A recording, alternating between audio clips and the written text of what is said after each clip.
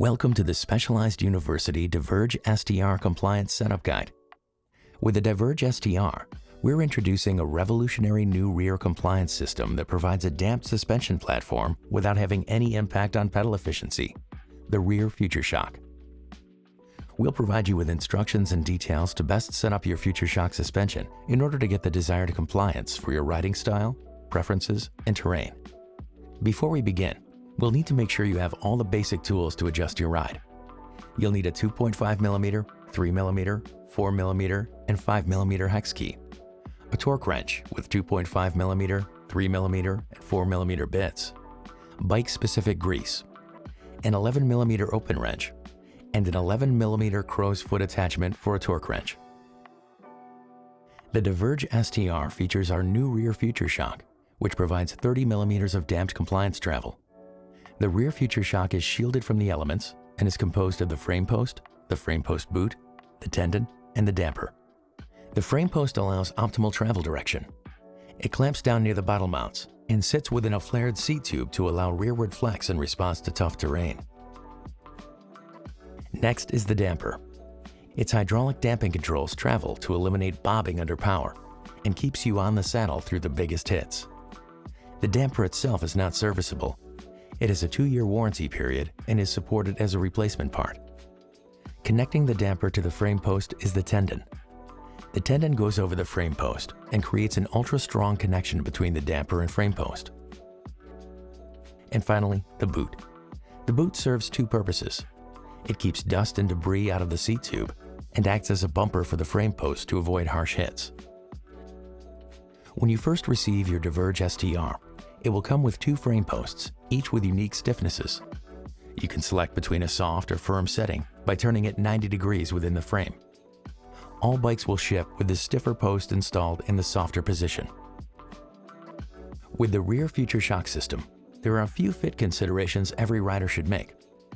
Similar to the rear shock of a mountain bike, when you sit on the saddle, the frame post will sag, placing the saddle in a slightly further back position than usual. To make up for the sag, some riders will raise their saddle a millimeter or two higher than normal. However, a slight forward tilt and push forward on the rails is a must. When selecting a frame post, rider weight and personal preference have the largest impact on selection, while frame size, bike fit, and riding style have smaller impacts. The 4 included stiffness options provide a great starting point for most riders. Should you fall outside of the range of the included frame posts or want to fine-tune stiffness further, more frame post options will be available online or through your specialized retailer. To select additional frame posts, you'll take a look at the tables in your service manual. This first table shows which frame posts are included with each frame size.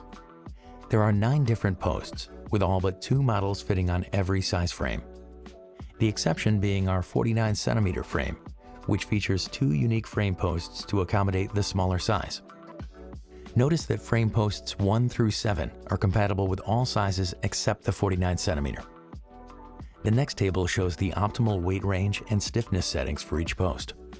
If you're on a 56cm frame, your bike will include frame post 2 and frame post 5.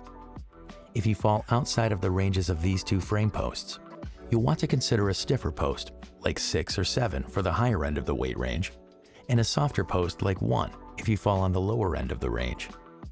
If you want to precisely dial in your compliance and fall within the acceptable ranges, you'll be able to purchase frame post 3 or 4 to cover the full range. The same principle applies to the other frame sizes. The stiffness of your frame post can be easily adjusted without removing any components. Using a 5mm hex key, remove the frame post binder bolt entirely from the non-drive side of the seat tube.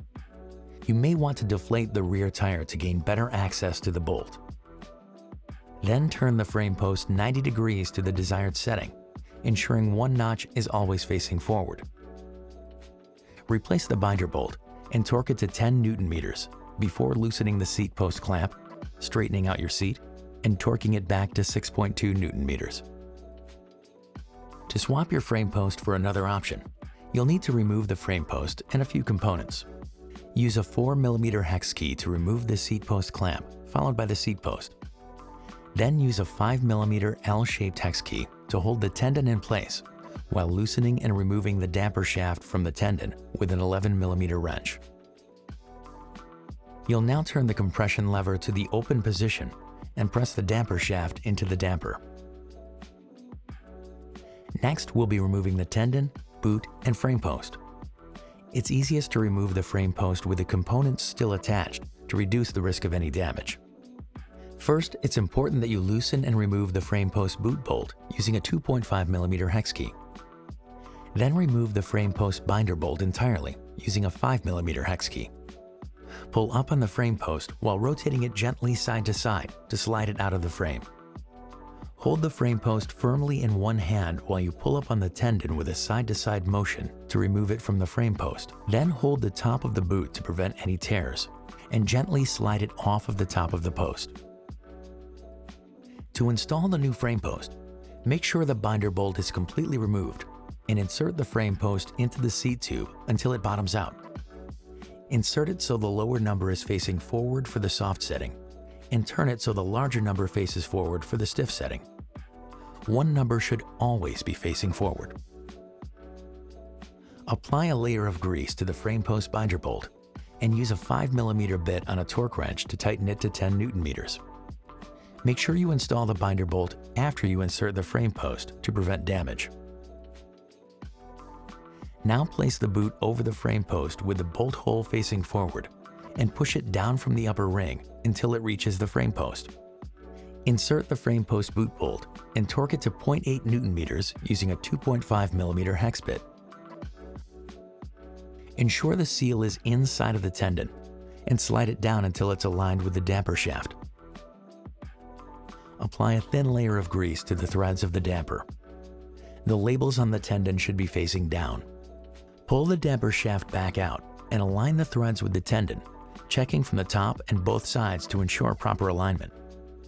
Place a clean rag on the frame under the damper to avoid scratching up the carbon. Use a 5mm L-shaped hex key to hold the tendon in place and use an 11mm crowfoot attachment on the damper shaft and torque it to 6 Nm. Finally, install the seat post clamp and seat post onto the frame post with the seat post clamp bolt facing backwards. Use a 4mm hex bit and tighten the seat post clamp bolt to 6.2 Nm.